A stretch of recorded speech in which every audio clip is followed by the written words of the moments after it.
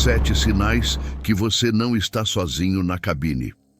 Boa noite, meu amigo caminhoneiro. Boa noite para você que está me ouvindo no pátio de um posto, na boleia do seu caminhão ou em casa, se preparando para mais uma jornada. Se você, como eu, tem a noite como principal companheira de trabalho, você sabe que a solidão é a passageira mais fiel que existe. Ela senta no banco do carona e não vai embora.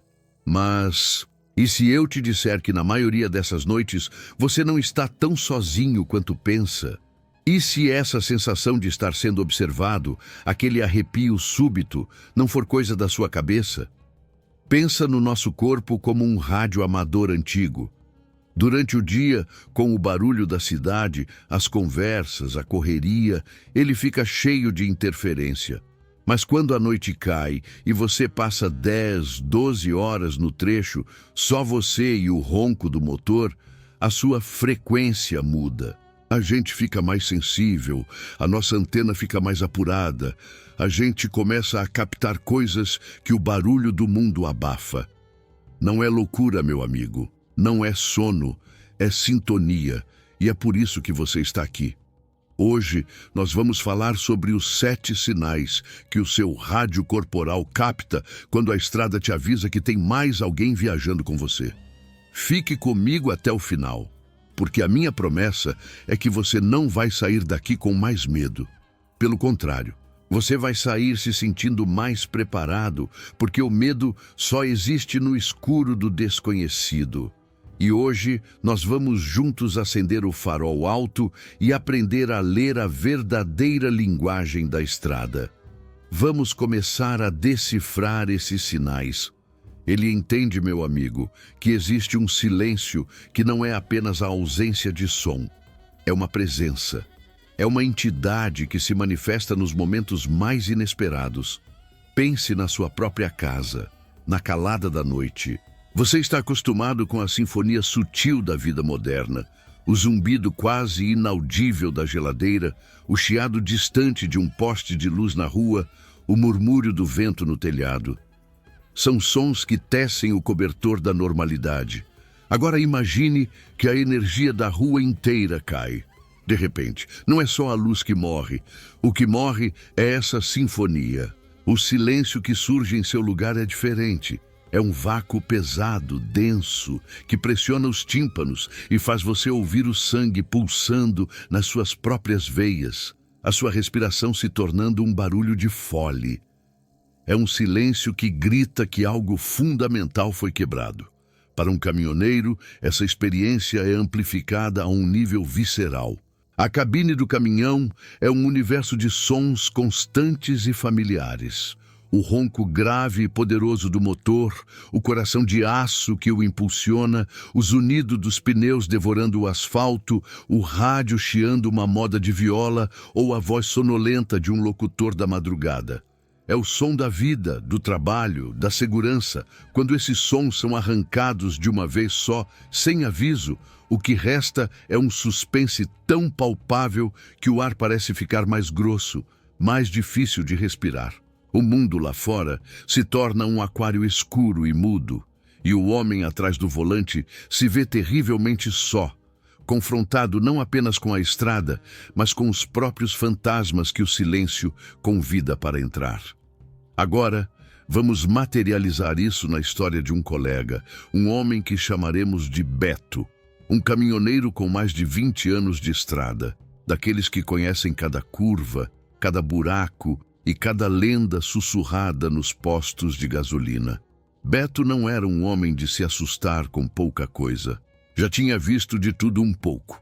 Assalto, neblina que parecia o fim do mundo, tempestades que faziam o gigante de metal dançar na pista. Mas nada, absolutamente nada, o preparou para aquela noite em uma rodovia esquecida no coração do país. Ele estava tranquilo, pensando na família, no café quente que tomaria, no próximo paradouro. A lua estava escondida, e a única luz era a dos seus faróis cortando a escuridão, como 2 lâminas. Foi então que ele avistou, a uns 200 metros, a silhueta de uma figueira colossal. Uma árvore tão antiga e retorcida que parecia um monstro adormecido na beira da estrada, com galhos que se esticavam como dedos tortos para o céu. Era um ponto de referência macabro, sobre o qual corriam histórias estranhas. No exato instante em que seu caminhão se alinhou com o tronco daquela árvore, o som morreu.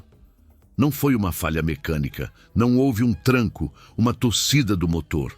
Foi um corte, um blackout sônico instantâneo e absoluto. O ronco do motor se foi, o barulho dos pneus no asfalto se foi. O chiado do rádio se foi, seus ouvidos zumbiram por um segundo e depois nada. O caminhão continuou a deslizar por inércia por uns 50 metros, num silêncio de túmulo, antes de parar completamente. E junto com o silêncio veio outra sensação, algo que desafiava a física. O caminhão inteiro afundou na suspensão com um gemido metálico, um rangido alto e doloroso, como se 10 toneladas de carga tivessem sido despejadas de uma só vez na sua carroceria. Um peso invisível, uma carga de puro terror, tinha acabado de embarcar na viagem de Beto. Ele ficou ali, petrificado no banco do motorista. O painel completamente apagado. A chave no contato não fazia nada. O rádio, mudo. Ele estava preso dentro de um caixão de aço no meio do nada.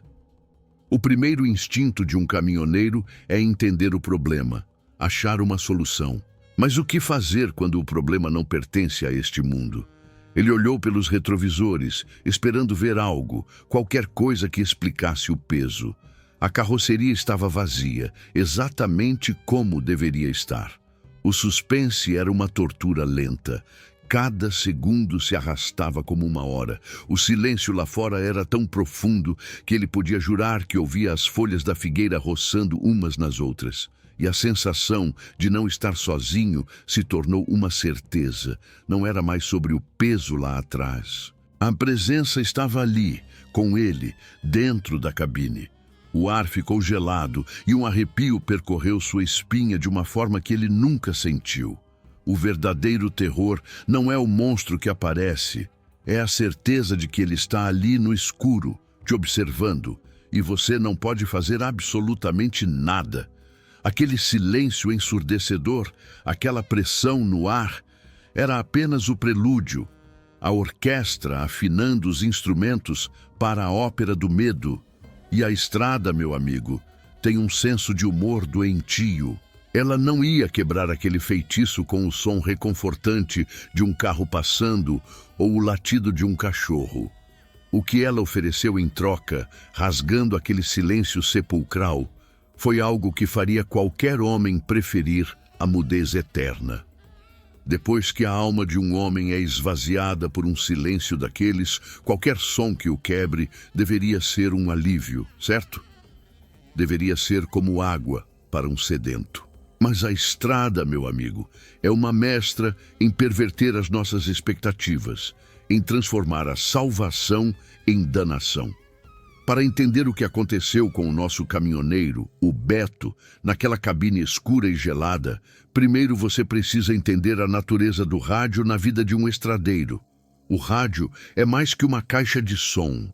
É o cordão umbilical que o conecta com o mundo dos vivos. É a voz de um amigo, a melodia de uma saudade, a previsão do tempo que pode salvar a sua pele.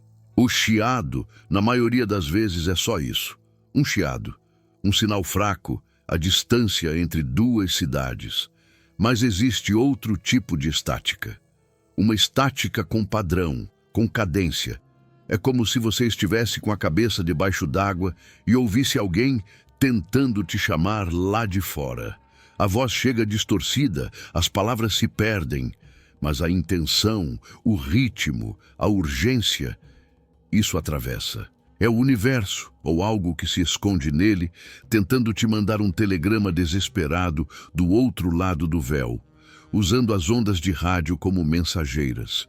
E foi exatamente isso que a estrada decidiu enviar para o Beto.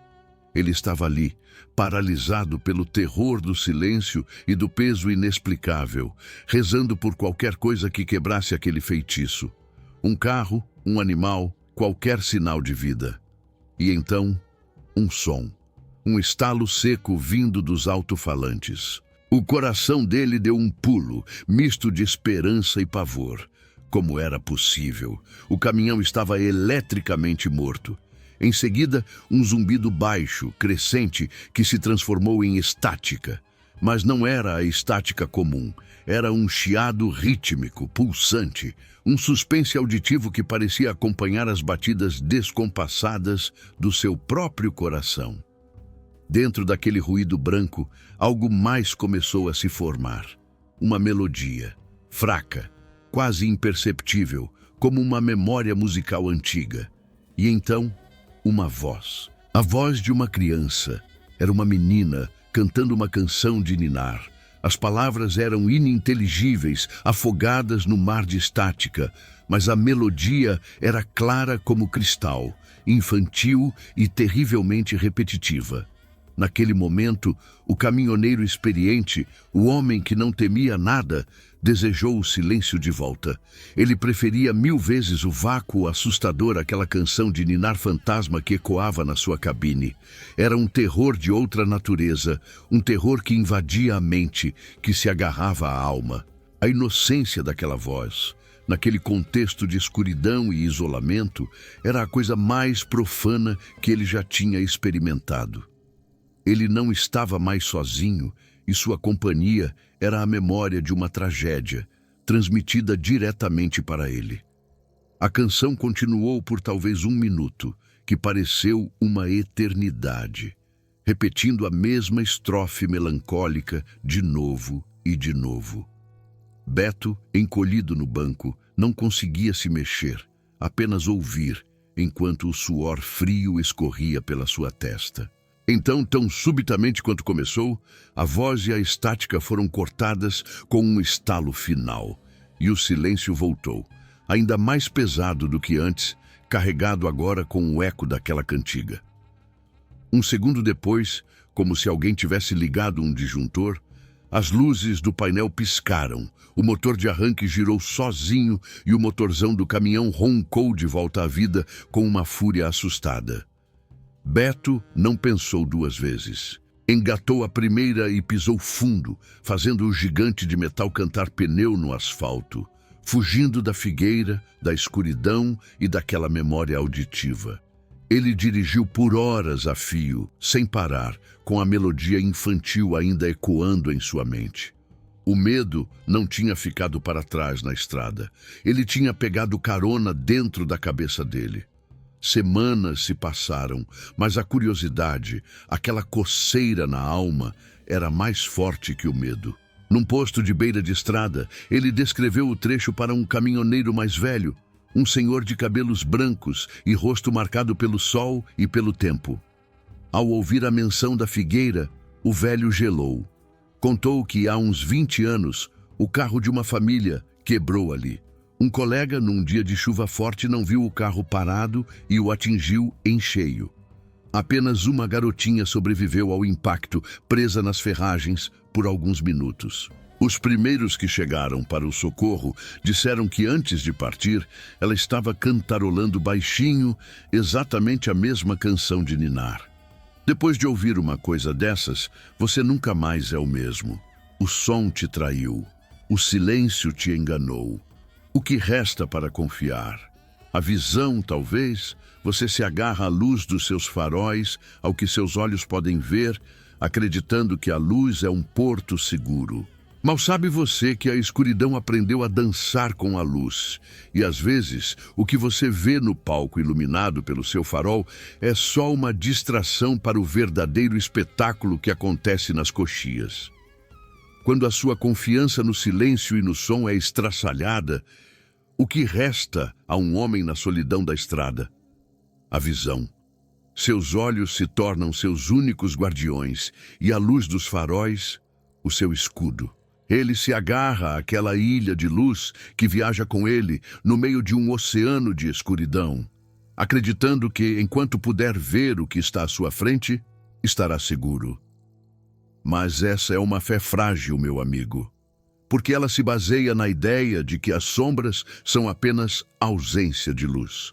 A estrada, no entanto, ensina da forma mais dura que algumas sombras têm vida própria. Pense no facho de luz do seu caminhão como o holofote de um grande teatro. Ele ilumina o palco principal, a faixa de asfalto onde o drama da viagem se desenrola. O suspense mora nas coxias, na beirada da luz, onde o mundo não está nem totalmente claro, nem totalmente escuro. É na visão periférica que a nossa mente prega peças, transformando um toco de árvore em um animal, uma placa de trânsito em uma pessoa. Mas o verdadeiro terror se instala quando você percebe que não é a sua mente pregando uma peça. É a realidade. O terror acontece quando a sombra, que por natureza deveria fugir da luz, decide brincar com ela. Vamos falar de um caminhoneiro chamado Jair, um sujeito que rodava pelas retas infinitas do centro-oeste, onde a paisagem é tão monótona que a mente começa a vagar. Nessas retas, a viagem vira uma espécie de hipnose. O ronco do motor e a linha branca do asfalto te levam para um transe. E foi nesse estado, entre o alerta e o sonho, que Jair percebeu algo. Um borrão. No limite do seu farol direito, na escuridão do acostamento de terra, algo se movia. A princípio, ele ignorou. Coisa da cabeça, cansaço. Mas o borrão persistia. Ele piscou forte, focou no horizonte, mas ao relaxar o olhar, lá estava ele de novo. Era uma forma escura, vagamente humana, correndo na mesma velocidade do caminhão que marcava 85 quilômetros por hora. O coração de Jair começou a bater mais forte. Nenhuma pessoa, nenhum animal conseguiria manter aquela velocidade com tanta naturalidade. O suspense começou a dar lugar a um medo gelado. Ele não estava vendo coisas. Aquilo era real. Era uma sombra que não era projetada por nada. Uma silhueta recortada da própria escuridão, e ela estava acompanhando-o. Jair, tentando manter a calma, decidiu testar os limites daquela aparição. Ele acelerou, sentindo o motor urrar enquanto o velocímetro subia para 90, 100 quilômetros por hora. A sombra acelerou junto, sem esforço aparente, seus movimentos fluidos, inumanos, mantendo a mesma distância precisa. Então, ele tirou o pé, deixando o caminhão perder velocidade. A figura diminuiu o ritmo na mesma sincronia, como um reflexo sombrio em um espelho que não estava lá. O terror tomou conta de Jair. Aquilo não era um fantasma passivo, era uma presença consciente, interativa. Era uma criatura da noite brincando de caça e caçador, e ele não sabia qual dos dois papéis estava cumprindo. Em um ato de desespero e coragem, ele deu um leve toque no volante para a direita, tentando banhar a criatura com a luz plena do farol, para finalmente ver o que era aquilo. E foi então que o jogo se revelou. No momento em que o facho de luz começou a se aproximar, a sombra saltou para trás, para a escuridão mais profunda, com uma agilidade sobrenatural, fora do alcance da iluminação. Jair voltou o caminhão para a pista e a sombra retornou à sua posição original, na beirada da luz, continuando sua corrida macabra. Ela não tinha medo da luz. Ela só não queria ser vista. A reta finalmente terminou em uma curva suave para a esquerda. Enquanto Jair virava o volante, seus olhos fixos no retrovisor, ele viu a sombra continuar em frente, abandonando a estrada e desaparecendo na vastidão escura do campo, como se nunca tivesse estado ali. O resto da viagem foi um inferno de paranoia. Cada sombra na beira da estrada era uma ameaça em potencial.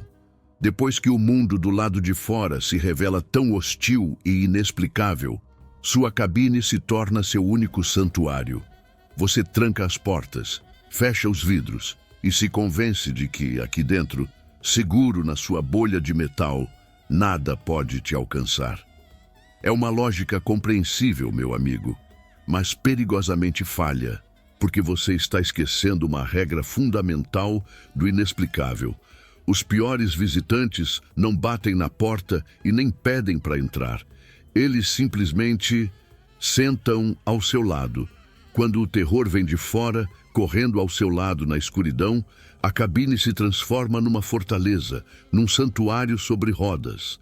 É o seu pequeno pedaço de mundo, onde as leis da física ainda fazem sentido e as sombras se comportam como deveriam. Você se sente protegido por quilos de aço e vidro. Mas o que acontece quando a ameaça não respeita fechaduras? O que acontece quando o fantasma não está do lado de fora, batendo para entrar, mas já está lá dentro, quieto, sentado ao seu lado? Essa é uma violação de um nível completamente diferente. Sabe aquela sensação que a gente tem às vezes, quando está quase pegando no sono, e de repente o corpo dá um tranco, um espasmo, como se você estivesse caindo de um lugar alto? Os médicos dizem que é o cérebro se confundindo. Mas e se for outra coisa? E se for um tranco na realidade?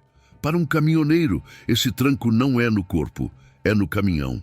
É a suspensão do banco do carona afundando lentamente, com um gemido sutil, como se alguém muito cansado tivesse acabado de sentar ali para pegar uma carona, sem pedir, sem fazer barulho, apenas sentando e esperando. O suspense que nasce desse evento é íntimo, claustrofóbico. O perigo não está mais a quilômetros de distância, está a centímetros. Vamos contar a história da Sílvia, uma caminhoneira das antigas, uma mulher forte, pé no chão, que não se deixava levar por lendas de estrada. Para ela, caminhão era mecânica, estrada era asfalto e noite era só a ausência de sol. Mas uma rota em particular começou a testar suas certezas. Era um trecho longo que cortava uma região serrana, conhecido pela neblina e pelo silêncio. No começo, era só uma sensação. Aquele arrepio na nuca, a impressão de estar sendo observada de lado. Ela olhava para o banco do passageiro vazio e não via nada, mas a sensação persistia. Com o tempo, a coisa evoluiu. Às vezes, no meio de uma curva, ela ouvia o que parecia ser um suspiro baixo, quase inaudível por cima do barulho do motor. Outras vezes, sentia um frio repentino emanando do assento vazio, um frio tão intenso que fazia seus pelos do braço se eriçarem. Ela tentava racionalizar. Era o vento, o cansaço, a solidão da estrada criando fantasmas na sua cabeça. Mas a insistência daquelas manifestações começou a minar suas defesas. O ponto de virada, o momento em que a dúvida se transformou em terror absoluto, veio numa noite fria, depois de uma parada para um pernoite num posto desolado. Como de costume, ela trancou as portas por dentro, cobriu as janelas e se ajeitou na cama para dormir. A noite foi péssima. Ela teve a nítida sensação de que havia mais alguém respirando dentro da cabine, um sentimento de opressão que não a deixou descansar. Pela manhã, exausta, ela se sentou ao volante, pronta para seguir viagem. Ao se esticar para pegar a garrafa de café no banco do passageado, seu coração parou. O cinto de segurança do carona estava afivelado, perfeitamente encaixado, como se alguém tivesse sentado ali, se preparado para a viagem e depois desaparecido. Não havia sinal de arrombamento. As portas ainda estavam trancadas por dentro. O terror daquela cena era silencioso, mas ensurdecedor. Não era uma assombração violenta, era algo metódico, quase educado. Era a prova física e inegável de que ela tinha tido um passageiro invisível. Alguém ou alguma coisa tinha sentado naquele banco, talvez a noite toda, e se preocupado em usar o cinto. A partir daquele dia, Sílvia nunca mais viajou com o banco do carona vazio. Ela passou a jogar sua mala, a caixa de comida, qualquer coisa, para ocupar fisicamente aquele espaço, numa tentativa desesperada de impedir que seu carona silencioso voltasse. O caminhoneiro solitário agora era motorista particular de uma assombração. Quando o inexplicável invade o seu espaço mais íntimo, a sua própria cabine, a pergunta muda. Não é mais o que está acontecendo lá fora, mas sim, está acontecendo comigo? ou com o caminhão. A gente tenta culpar a máquina, o cansaço, qualquer coisa. E às vezes a própria estrada parece concordar com essa dúvida, criando apagões que afetam apenas o seu veículo, em trechos muito específicos, como se o seu caminhão, e só ele, passasse por um ponto onde a própria realidade estivesse com a fiação exposta. A partir do momento em que um caminhoneiro aceita que o inexplicável pode sentar-se ao seu lado, o santuário da cabine é violado para sempre. A paranoia se instala. Cada estalo do painel, cada sombra no retrovisor se torna uma ameaça em potencial. A mente, desesperada por uma explicação lógica, começa a se voltar contra a própria máquina. Deve ser um problema elétrico, ele diz a si mesmo. É só um mau contato. É uma tentativa de trazer o terror de volta para o campo da mecânica, da graxa, de algo que pode ser consertado com uma ferramenta. Mas e quando o mau contato não é no caminhão, mas na própria realidade? E se existirem pontos no mapa, trechos de asfalto, onde a física tira férias e deixa o caos tomar conta? Não é um problema no seu veículo. É um apagão de energia pessoal, um blackout que escolhe você como alvo. É como se a estrada tivesse cicatrizes, feridas energéticas de eventos passados. E ao passar por cima delas, o seu caminhão, e só o seu, sofresse um curto-circuito existencial. Vamos chamar essa história de A Curva do Apagão, numa serra sinuosa conhecida por sua beleza de dia e sua fama macabra à noite.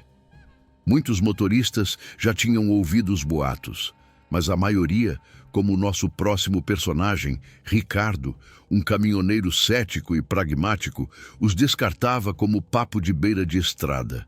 Para ele, lenda era só um nome bonito para pneu careca ou freio mal regulado.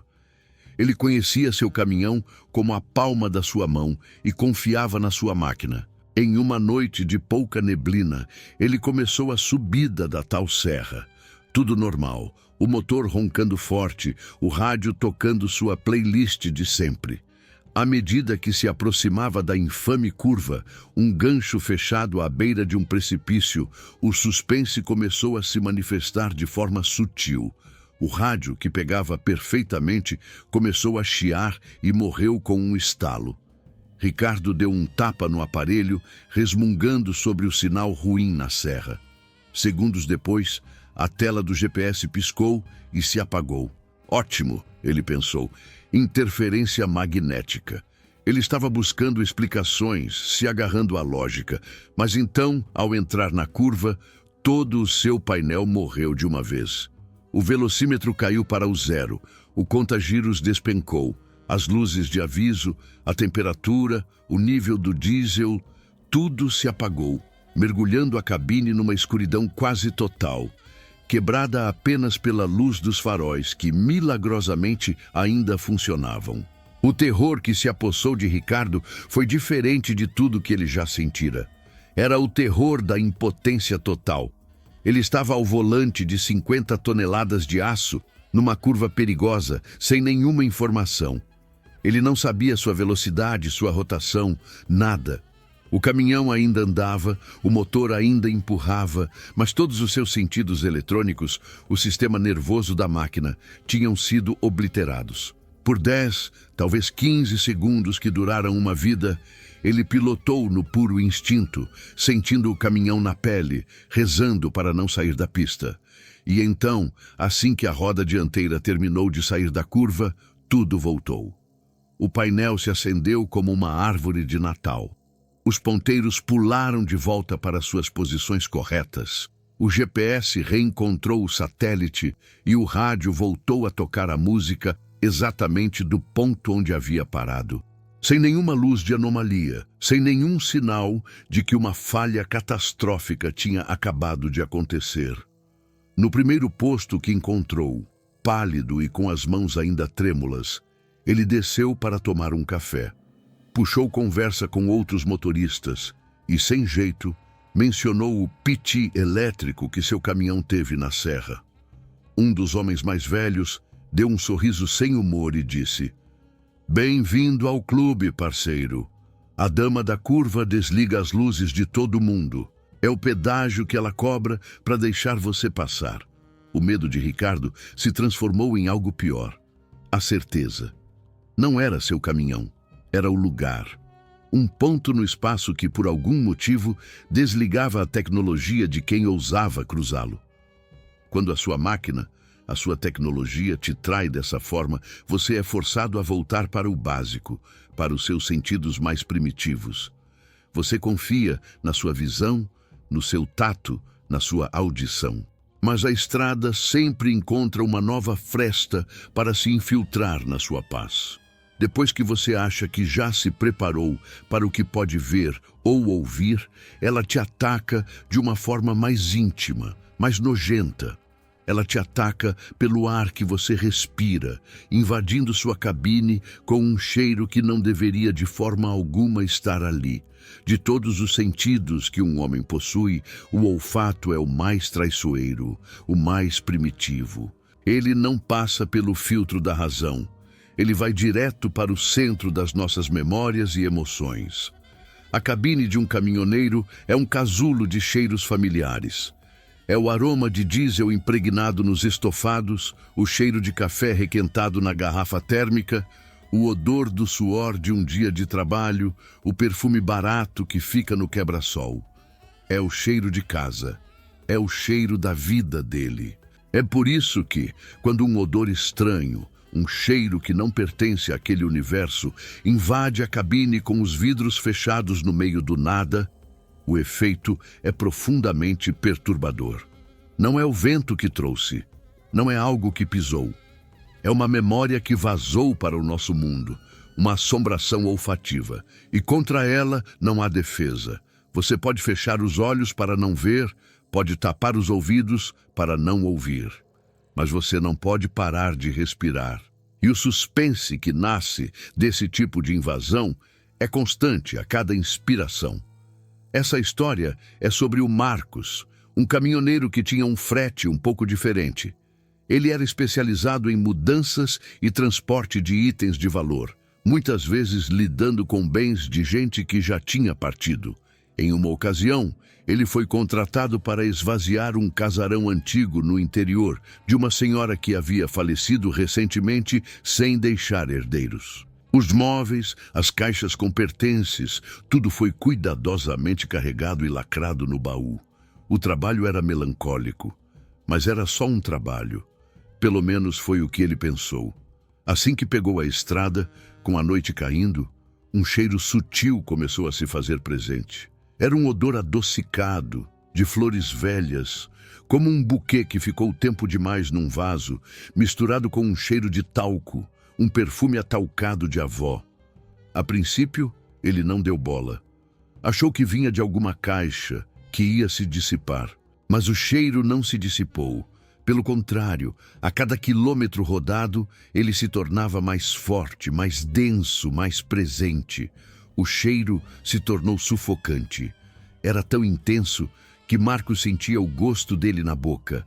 Seus olhos começaram a lacrimejar, a cabeça a doer.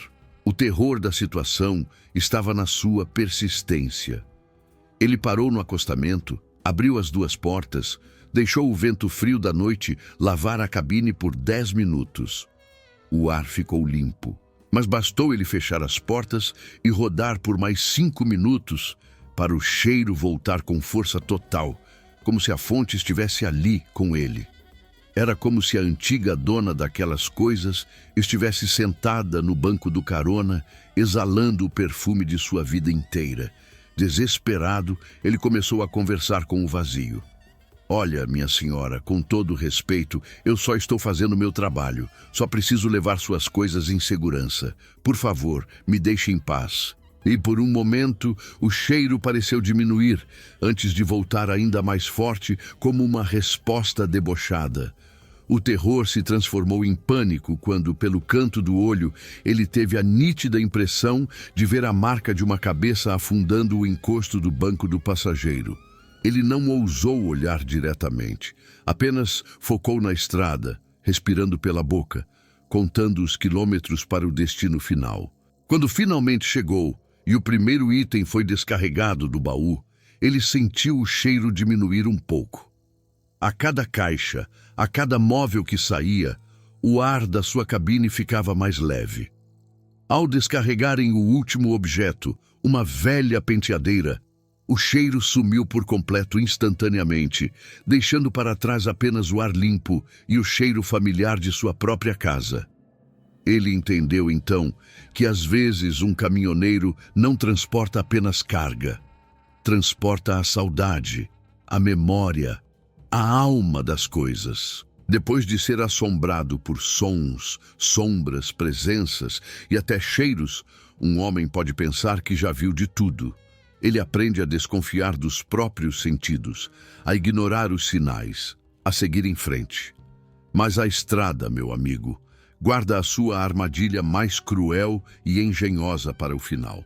Ela deixa de lado a sutileza e apela para a única coisa que um estradeiro de bom coração não consegue ignorar: o instinto de ajudar um semelhante. E essa é a isca perfeita para o último ato. De todas as manifestações que a estrada pode conjurar, nenhuma é mais covarde, mais diabólica do que aquela que se veste de necessidade. Depois de tudo o que um caminhoneiro enfrenta, o silêncio que grita, a voz no rádio, a sombra que corre, o peso no banco ao lado, a tecnologia que morre e o cheiro que assombra, ele aprende a ser desconfiado. Ele aprende que seus sentidos podem ser enganados, que sua máquina pode falhar de formas inexplicáveis. Mas a estrada, meu amigo, conhece o seu ponto fraco. Ela sabe que dentro do peito de todo estradeiro de verdade bate um coração que responde a um código não escrito: o de jamais deixar um semelhante na mão. É a pior isca de todas, porque ela não mira no seu medo, mira na sua honra, na sua humanidade. É como um oásis cintilando no meio de um deserto mortal. Sua mente grita que é uma miragem, que é bom demais para ser verdade, mas sua sede, seu instinto de ajudar, te empurra para a armadilha. Esse é o suspense final, a batalha entre o instinto de sobrevivência e o dever de ser um bom homem. Vamos encerrar com a história do Cláudio, um sujeito de meia-idade, coração bom, desses que sempre dividiam o prato de comida e ajudavam a trocar um pneu sem pedir nada em troca. Ele estava numa daquelas rodovias de pista simples que cortam o nada com a madrugada já avançada. A noite estava limpa, sem neblina, sem chuva, o que tornava a cena à frente ainda mais nítida e estranha. Ao sair de uma curva longa, seus faróis iluminaram, a uns 300 metros, um carro parado no acostamento e uma pessoa ao lado, acenando. De longe, parecia uma mulher. O protocolo do coração do caminhoneiro disparou imediatamente. Diminuir, parar, ver o que precisa. Ele tirou o pé do acelerador, sentindo o caminhão perder velocidade. Conforme se aproximava, os detalhes ficavam mais claros. Era uma mulher, de fato. Usava um vestido branco comprido e surpreendentemente limpo para quem estava com um carro quebrado. O cabelo era escuro e comprido. Ela acenava de uma forma estranha, um movimento contínuo e suave, quase mecânico. Uma sirene de alerta começou a tocar na mente de Cláudio. Por que ali, naquele lugar ermo? Por que o aceno dela parecia tão ensaiado? Ele estava a menos de 100 metros, quase parando, decidindo se encostava atrás do carro ou se parava ao lado para não se expor tanto.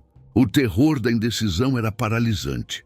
Foi quando, por força do hábito, ele deu uma última olhada no seu retrovisor lateral direito, aquele convexo, que distorce um pouco a imagem, mas que às vezes mostra um ângulo que a gente perde. A luz do farol batia nela de frente, mas o espelho lhe deu uma visão lateral da cena. E foi ali que ele viu. No espelho, sob a barra do vestido branco que balançava suavemente, não havia nada. Não havia sapatos, não havia pés, não havia o contorno de um tornozelo. O tecido terminava e, abaixo dele, havia apenas a textura do asfalto, sem nenhuma sombra, sem nenhum contato. Ela não estava de pé. Ela estava flutuando a alguns centímetros do chão. O sangue de Cláudio virou gelo. A isca tinha se revelado. Aquilo não era uma mulher. Era uma armadilha, uma coisa que usava uma forma humana para caçar. Num instante, a compaixão virou pânico puro. Ele não pensou. Ele reagiu. Pisou fundo no acelerador e o motorzão urrou, devolvendo a vida e a velocidade ao gigante de metal. Ao passar zunindo por ela, ele não teve coragem de olhar diretamente. Manteve os olhos fixos na estrada, mas viu pelo canto do olho que o aceno tinha parado. A coisa estava simplesmente parada, com a cabeça virada, acompanhando sua passagem com uma calma aterradora. Cláudio nunca mais foi o mesmo. A estrada tinha tentado usar sua melhor qualidade contra ele. A lição foi a mais dura de todas. Às vezes, para sobreviver à escuridão, você precisa ser mais frio e mais sombrio do que ela. A estrada está viva e ela sempre testa seus limites. Ela testa seus ouvidos, seus olhos, sua sanidade e, quando tudo mais falha, ela testa seu coração. Essas histórias não são contos para dar medo. São avisos, cicatrizes na memória de cada caminhoneiro que olhou o abismo nos olhos e, por sorte ou instinto, conseguiu acelerar e não ser engolido por ele. Chegamos ao fim do nosso trecho por hoje. Percorremos juntos os 7 principais sinais, as 7 manifestações que a estrada usa para se comunicar.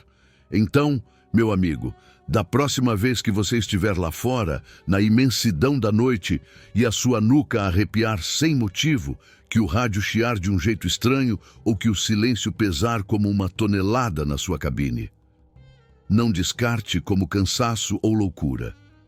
Pare por um instante. Respire fundo. Lembre-se da nossa conversa. Você não está ficando doido. Você só está sintonizado. O seu rádio corporal está captando a frequência da estrada. E entenda que esses sinais, na maioria das vezes, não estão aí para te assustar. Eles são avisos, são como as placas de trânsito do mundo invisível. São a forma que esse gigante de asfalto tem de conversar com quem o respeita de verdade. A estrada fala e ela fala com você.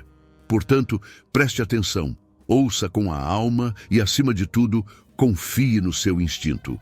Na dúvida, ele sempre será o seu melhor farol de milha, cortando a neblina mais densa. Você está pronto para dirigir de um jeito diferente agora? Está pronto para não ser apenas um motorista, mas um ouvinte? Essa foi a minha lista, baseada em anos de estrada e muitas histórias ouvidas. Mas eu sei que a estrada é infinita e as experiências de cada caminhoneiro são únicas. É por isso que agora eu quero te ouvir. E você, qual desses 7 sinais você já presenciou na pele? E a pergunta mais importante de todas, qual sinal, qual experiência sua você adicionaria a essa lista? Deixe o seu relato completo aqui nos comentários. Eu quero ler a sua história. E eu leio absolutamente todos. Se essa nossa conversa te fez enxergar a estrada com outros olhos e te fez sentir um pouco menos sozinho nesses mistérios, então faça parte da nossa frota. Se inscreva aqui no canal e ative o sininho das notificações, porque a nossa viagem está apenas começando e você não vai querer ficar para trás na próxima.